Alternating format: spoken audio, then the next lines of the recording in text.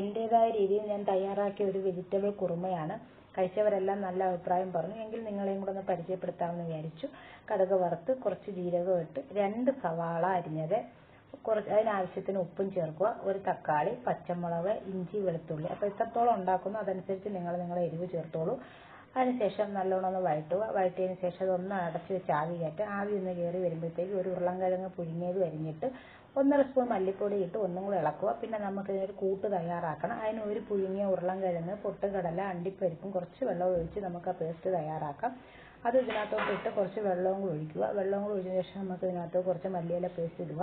പിന്നെ പനീർ അരിഞ്ഞതുണ്ടെങ്കിൽ അതും കൂടെ ചേർത്ത് അതും ഇട്ട് പിന്നെ നമുക്ക് കുറച്ച് അണ്ടിപ്പരിപ്പ് ഇടുക, ഒരു വയണയില അരിഞ്ഞത് ഇടുക, കുരുമുളക്, മസാലപ്പൊടി എന്നിവ ചേർത്ത് നല്ലോണം യോജിച്ച ശേഷം കുറച്ച് തേങ്ങാപ്പാൽ ചേർക്കുക, കുറച്ച് നെയ്യ് ചേർക്കുക. അതിൻ്റെ മേലെ കുറച്ച് കറിവേപ്പിലയും കസ്തൂരി മെത്തി ഉണ്ടെങ്കിൽ അതും കൂടെ ചേർത്ത് ചൂടോടെ ഉപയോഗിക്കുക.